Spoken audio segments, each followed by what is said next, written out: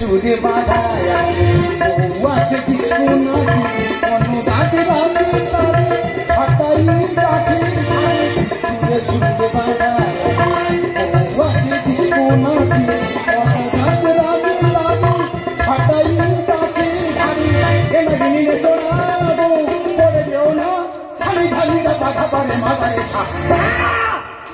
পায় হলো দাও বাজে গোবিনা বাজে গোবিনা দাও না তুমি বাজে গোবিনা দাও না তুমি বাজে গোবিনা দাও না তুমি বাজে গোবিনা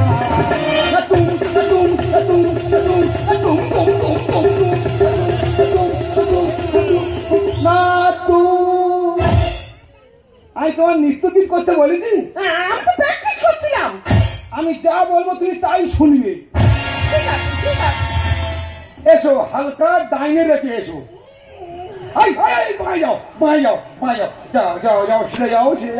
যাও হালকা বাঁয়ে রেখে ডাইনে এসে দাঁড়িয়ে যাও তুমি কি গাড়ি সাইড করছো নাকি আমি করে নিজের গাড়ি খালি হয়ে গেলে গাড়িটা সাইড করে নি আমি কি বলছো বলো তুমি একদম ভয় পাবে না না সিজার তোমার হতে হবে না আর নার্সিং হোমে আমরা যাবো না ঠিক বলেছো না না ডাক্তারদের বউরে সব নর্মালে বাচ্চা হবে আর আমাদের বউগুলো সব সিজারে হবে কেন ওরা গরিব মানুষ বলে কি বলবো 3 দিন আগে হাসপাতালে নিয়ে গেছি এমন ডাক্তার বলছে বলে রোগীর গার্জেনকে আমি কেন আমি বলে আপনার স্ত্রীর তো পেটের মধ্যে বাচ্চা ঘুরে গেছে আমি বলি কেন ওটা কি বাস স্ট্যান্ড ওখানে ঘোরাঘুরি করছে কি বলবো ভালো একটা গাইনি ডাক্তার দেখালাম না না এই বাচ্চা ঠিক আছে ভাবো হাসপাতালে ডাক্তারের সঙ্গে নার্সিং হোমে সব সেটিং আছে তোমাকে ভয় দেখাবে তুমি নার্সিং হোমে ছুটবে আর নার্সিং হোমে গেলে 35-40 টাকা খরচ এই দেখো না হাসপাতালে গেলে বলবে এই গর্ভবতী মাকে কেউ কাজকর্ম করাবে না আর দিব্যি যারা কাজকর্ম করছে তাদের বাচ্চাগুলো সব নর্মাল হচ্ছে আর যারা ঘরে বসে বসে খাচ্ছে নার্সিং হোমে যাচ্ছে 35-40 টাকা দিয়ে আসতে ওই জন্য চিন্তা ভাবনা করেছি 2000 ইট কিনেছি কিনে পরিশ্রম করাচ্ছি বাবা মা বলছে বলে বৌমাকে কাজকর্ম করাবি না আমি না 2000 ইট ঘরে ফিরে কেনা আছে টুকটুক করে আসছি তবে একটু পরিশ্রম করা দরকার দেখবে হবে না সিজার দেখো তুমি যে প্ল্যানটা করছো এই প্ল্যানটা যদি না সাকসেসফুল হয় তুমি কিন্তু আমার অনুমতি তোমার কতবার বলি তুই জোরে কথা বলিবে না তবে আমরা যে লাইন ধরেছি আশা করি আমাদের কাছে রেল লাইনও হার মানবে একবার মেরে দেবো দাদা আজ বাদে কাল আমার বউয়ের বাচ্চা হবে পাড়ার ছেলেরা মিউজিক্যাল চেয়ার খেলা দিয়েছে সেই খেলায় আমাদের বউটার নাম দিয়ে দাদা খিরিজ গাছের মাথায় উঠে দেখছি দেবলাপুরের মতো লোক পাড়ার লোক হলি মারছে বলে ভক্তদের বউর পেটে বাচ্চা সেই অবস্থা চেয়ার খেলায় নাম দিয়ে আমি তাও বলবো না যে আমার দেখাশোনা করে বিয়েটা দিয়েছে যদি সামনে পাই তার যে কি করবো দাদা সত্যি কথা বলবি তো দাদা তুই আমার দেখাশোনা করে বিয়েটা দিয়েছিস কি আমি হ্যাঁ তোর মাথা খারাপ হয়ে গেছে আমার শ্বশুর মশাই বললো আরে বাবা ভক্তপুর ছেলেটা কেমন আমি বলি খুব ভালো সেইভাবে তো আমার শালির সঙ্গে তোর বিয়েটা হলো মানে দাদা কিছু জানো না ঠিক আছে দিদি বল ভাই তুমি আমার দেখাশোনা করে বিয়েটা দিয়েছো মোটেই না আমার মামা বললো বড় খুকি ভক্তপুর ছেলেটা কেমন আমি বলি খুব ভালো ইগো হচ্ছে সেইভাবে দেখাশোনা করে তো বিয়েটা দিল মানে দাদা কিছু জানো না দিদি কিছু জানো না আমরা 2 লোকের নো ঠিক আছে দাদা তুই বেঁচে গেলি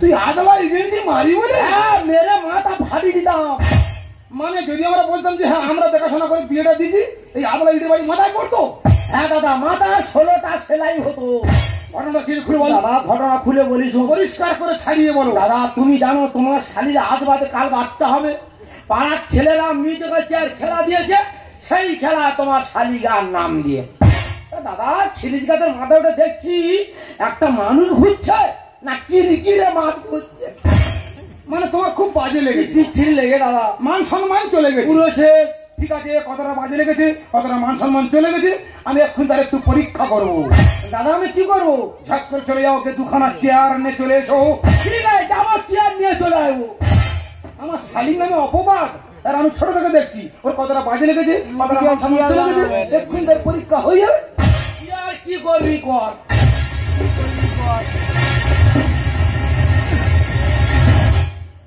চলো পজিশনে চলো।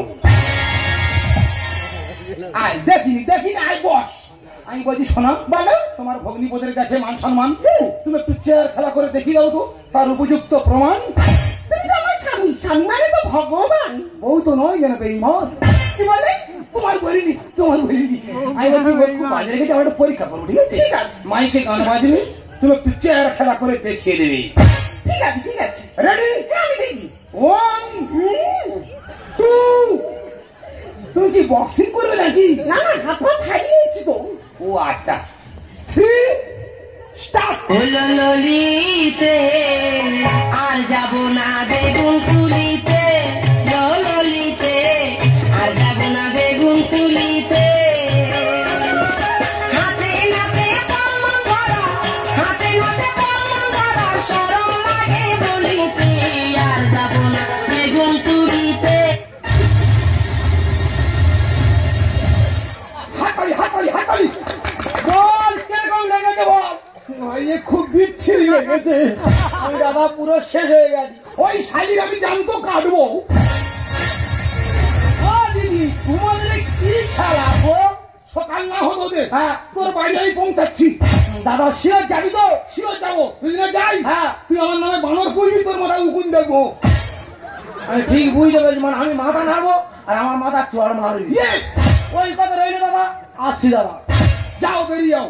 দেখো ওরা যাবার করে করুক গিয়ে, আমরা দুজনে কিন্তু ঠিক থাকবো। ঠিক বলেছো। তাহলে আমাদের কাজ কি? ইটগুলো বলতে হবে। 2000 ইট এখান থেকে বয়ে ওখানে নিয়ে যাবো, ওখান থেকে বয়ে সেখানে নিয়ে যাবো।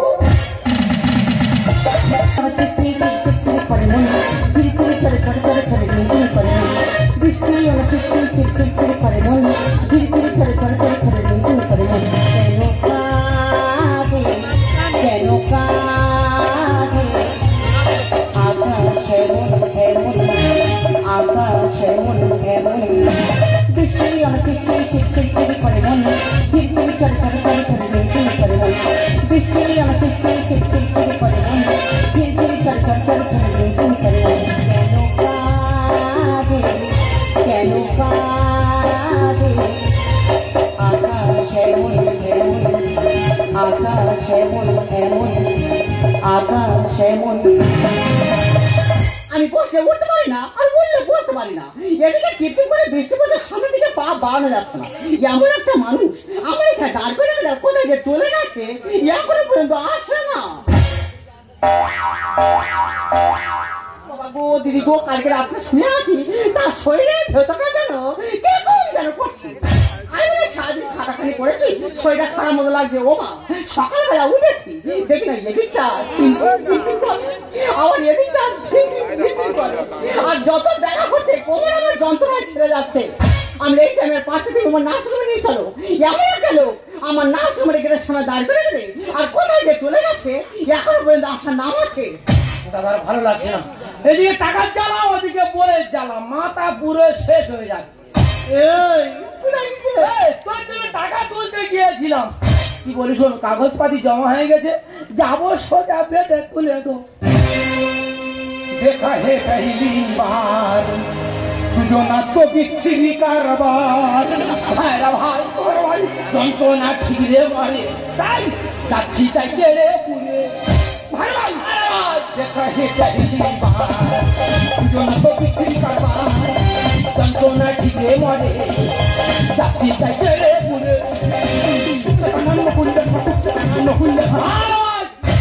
ভাই ভাই, গোটা রাত শুধু বলে মরে যাই মরে যা। ভাই ভাই, আমারও তাই।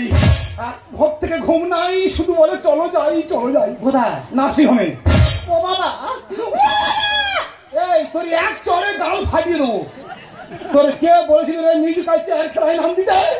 আরে বাবা, বিয়ের আগে তো খেলতাম, আর যেই শুনেছি ফার্স্ট প্রাইজ 10টার বালতি আছে, 10 খাওয়া পাবে। তার দোস্তার বালতির ডাক ও তোরে ভাত থেকে। আর ভাই কি বলি শোনো, কাগজপাতি জমা হয়ে গেছে, যাবো সোজা তোমার শালির বেডে তুলে দেবো।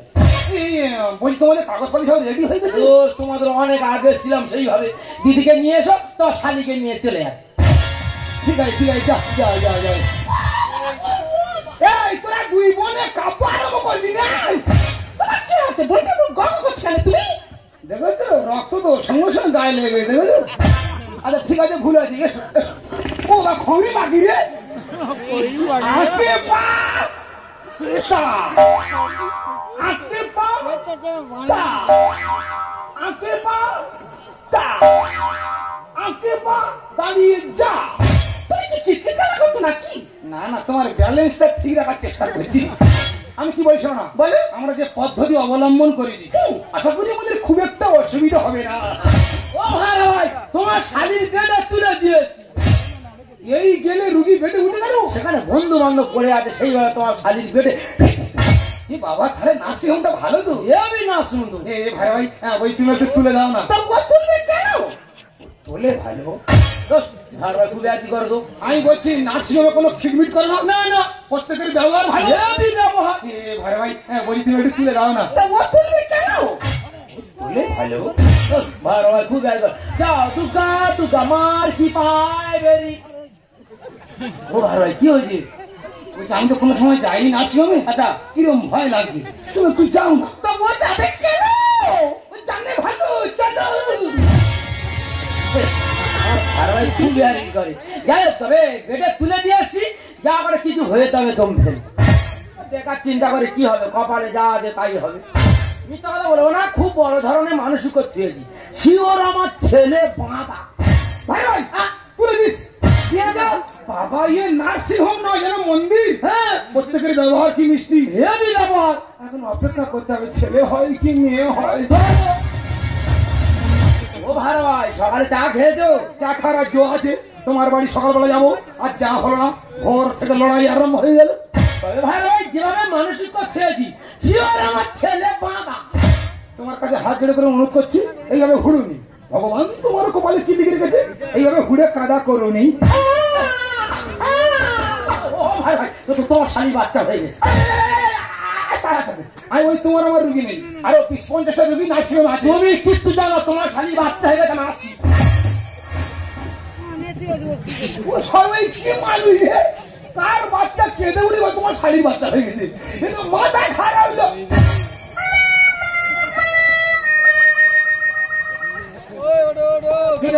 ঘোড়ার মতো ধুলো উড়িয়ে গেলে, আর আসার সময় ইঁদুরের মতো কুটকুট করে ফিরে এলেই। তোমার শালি হয়নি, ওই সিরাজের একটা ছেলে হয়েছে। আমি জানি কোনো কেস ঘটবে। আমি কি বলি শোনো, ওই খাতা বিড়ালে তোমার কপালে যা লিখে গেছে সেটাই হবে। এইভাবে পাগলামোটা মেরো না। আচ্ছা 5 নম্বরের গার্জেন কি আছে? ও ম্যাডাম আমার। আপনি? হ্যাঁ আপনি কি ধরনের মানুষ? কেন ম্যাডাম? আপনি পোলোকারের জায়গায় জব করে গেছেন। কি হয়েছে? পোলিও কার্ডের জায়গায় জব কার্ড। এই তোরা দুই লোকে কি নার্সিং হোমে মাটি কাটতে আইছিস? দেখুন, যত তাড়াতাড়ি পারি পোলোকারের ব্যবস্থা করুন। ও ম্যাডাম নিয়ে আসবো। আর আপনার পেশে ডেলিভারি হয়ে গেছে। হয়ে গেছে? তবে শেয়ার করতে হয়েছে। কেন? আর আপনার কন্যা সন্তান হয়েছে। ও ভগবান, পুরো শেষ হয়ে গেলাম রে। ভাই ভাই, ও ভাই ভাই, কি হয়েছে? তাদের পার্টি করে নোট তুলে ধর। আমার বাবার জীবন শুনিনি, যারা তোর পড়ে যায় সে কোনদিন বলেন লোক তুই ধর। হাই! ওই শিকার হয়েছে বলে মেয়ে হয়েছে, নর্মালে হলে শিওর ছিল তো। ও সর্বনাশের যুদ্ধে বুদ্ধি গুলো শোনো। এই সব গল্প বাইরে বলিনি, লোকে তোর পাগলা বলে ঢিল মারবে। এই দাদা, আপনি 7 নম্বর বেড়ে গেছেন না?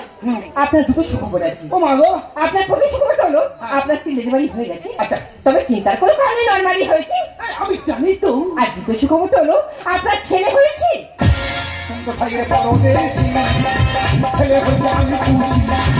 কোথায় রে পরদেশি, ছেলে হয়েছে আমি খুশি। এক শ্রেণীর মানুষ কেঁদে মরে, আর এক শ্রেণীর মানুষ নেচে মরে। নাম থাকা মানে আরে কি বলছে কি? তোমার কে পাঠিয়েছি? কেউ ডাক্তারবাবু পাঠিয়েছে? কোন পথ থেকে গেছো? এই বাদিকে। ডান দিকে চলে যাও। তা উনি ডান দিকে যাবে কেন? ডান দিকে সব বাথরুম তো। এই দাদা, একসঙ্গে সুখবর দিলাম, মিষ্টি কিন্তু দিতেই হবে। অবশ্যই মিশে দেবো। বলছি নার্সিং হোমে কজন স্টাফ আছে? কেন 20 থেকে 25 জন? 20 থেকে 25 জন। এমন ভাবে নার্সিং হোমে মিষ্টি ছড়াবো, যেভাবে কাদায় হেঁটে যায় ওইভাবে মিষ্টির উপরে হেঁটে হেঁটে চলে যাবে। তবে কথা এই না, মিষ্টি কিন্তু দিতেই হবে। ডাক্তারে মারবো। ভাই ভাই সারাক্ষণ চলে আছে, ভালো ভাই। ওই ডাক্তারে মারবো বলে কি মারো? ভালো ভাই, ও ভালো ভাই, আমার ছেড়ে দে। পায়ে ধরেছি আস্তে আস্তে করে, পায়ে ধরেছি আস্তে। ওরে ডাক্তার মারলে হিতে বিপরীত হয়ে যাবে। যা হয় হবে, ডাক্তার মেরে তবে তো ফেলবো। তোর পায়ে ধরেছি আস্তে আস্তে করে, পায়ে ধরেছি আস্তে, পায়ে ধরেছি আস্তে আস্তে করে, পায়ে ধরেছি সাপের মতো করে খোঁজ খোঁজ, সাপের মতো করে খোঁজ খোঁজ, কেন করেছি মিটে আগে ছোট। ডাক্তার মেরে জেল খাটবো আর ফুটু চড়াবো। ধরেছি আস্তে আস্তে করে, পায়ে ধরেছি আস্তে, তোর পায়ে ধরেছি আস্তে আস্তে করে, পায়ে ধরেছি। কেন হলো শিকারে দাদা দাদা রে, কি করিব, কোথায় যাবো, একটা চলে যাবো, মরে যাবো, মরে যাবো। যা তুই জেলে যা, যা তুই জেলে যা, যা তুই জেলে যা। ওই ডাক্তারে মারবো বলেছি মারবো। তোর পায়ে ধরেছি আস্তে আস্তে করে, পায়ে ধরেছি আস্তে, তোর পায়ে ধরেছি আস্তে আস্তে করে, পায়ে ধরেছি। তোমার কি শুরু করে ফেললে রাসমে? ঘরে যাবে না, বাইরে তেমন। তুমি আমার বলছো কেন? যা চেনামিতি করছে সে তোমার এই ভগ্নিবোধ করছে। এই গন্ডগোলে তুমি দেখো। হ্যাঁ, ও বলেছে নরমালের ছেলে হতো। এই পাগল, তোর কাছে কে বলে সিজার হলে মেয়ে ছেলে, না হলে বেকার ছেলে হয়? ও আমি শুনেছি। তা শুনেছি বললে হবে, কোয়া থেকে শুনেছিস বলবি তো। সিজার মেয়ে আমি মানবো না তো। এ গোবিন্দ 3 ফুট গর্ত খোলতো। কেন দাদা? আমি তোর কি বলেছি গর্ত খুলে পুঁতে থো? তুই নিজের গায়ে মেঘা নিচ্ছিস কেন? এই গন্ডগোলে তুমি দেখো। সিজার মেয়ে আমি মানবো না তো। গোবিন্দ 3 ফুট গর্ত খোলতো। সংসার করবো না আর তোর থাকবো না, আমি যাবো ভোর ভোর নয় খাই অঙ্ক, তোর নয় খাই অঙ্ক মিলবে না আর বুঝবি অঙ্ক করতে পারবি। ধরেছি আস্তে আস্তে করে, পায়ে ধরেছি আস্তে আস্তে করে, পায়ে ধরেছি আস্তে আস্তে করে, পায়ে ধরেছি। কেন হলো সিজারে দাদা দাদা রে, কি করিব, কোথায় যাবো, একটা চলে যাবো, মরে যাবো, মরে যাবো। যা তুই চলে যা, যা তুই চলে যা, যা তুই চলে যা। যাই বাবু, তুমি কাকিকে বোঝাচ্ছ, ও তো পরের কথায় নাচে আর কথা বলে জিলাপির প্যাঁচে। আমার শালী পূর্ণিমা ঠিক কথা বলেছে। কেন সবাই বললো আমার ছেলে হবে? শিওর এবার বাঁশ পেটা খাবে। এটা ঠিক না দাদা। তুই সবার কথা নাচছিস কেন? সবাই কি দেখে বলেছে? সবাই তো আন্দাজে বলেছে। কেন সবাই বললো আমার ছেলে হবে? শিওর এবার বাঁশ পেটা খাবে। কাকি আমি দেবো দোষ দোষ, নিজের স্বামী দেখাই রোজ রোজ সুন্দর লিখছে, সুন্দর লিখছে, সব মানুষের থানায় ফেলে হবে পিছকে।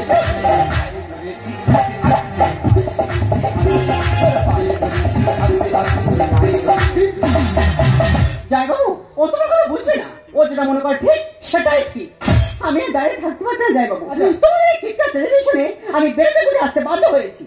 তবে যাই বাবু, তোমার এই ভাইরা ভাইকে কি বলে আমি জানি না, আমার এই নাচ সম্বন্ধে ছুটি হয়ে গেলে আমি আমার বাচ্চাকে নিয়ে কলকাতায় চলে যাবো, আর কলকাতায় গিয়ে খেতে খাবো। না, আমার সোনা বলেছি, আমার বোন বলেছি, তোর কলকাতা গিয়ে খেটে খেতে হবে না। আমি ওর বুঝিয়ে ছেড়ে দিচ্ছি, বাড়িতে গেলে ওর পেটে খেয়ে নিবি। যা আস্তে আস্তে পাঠান। হ্যাঁ, তুই ঠিক আছে। এই ভাইরা ভাই আমার শাড়ি মারে, এই ভাইরা ভাই, এই ছেলে কার আর মেয়ে কার বলো?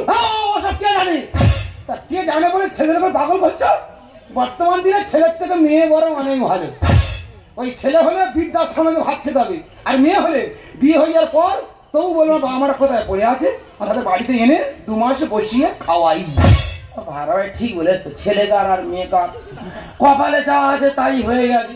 কপালে লেখা আছে কন্যার বেকার, কেন চোখের জলে ভাসাবো বন্যা। ভার হয় আমার কপাল খারাপ, কাকে জানাবো? হ্যাঁ করিনি, দিদিকে নিয়ে যাবে কলকাতা চলে, আমার ভালো লাগছে না। 15 যাবো, 15 যাবো। কি মানুষটা কি হয়ে গেল? ভেঙে পুরো দুমড়ে গেল মানুষের খেতে দারুণ মা। ও ভাড়া ভাই চলে যাচ্ছিল, একটা কথা মনে পড়ে গেল। তা বলো। ওই আমার মেয়ের বিয়ের সময় তো কি দেবে?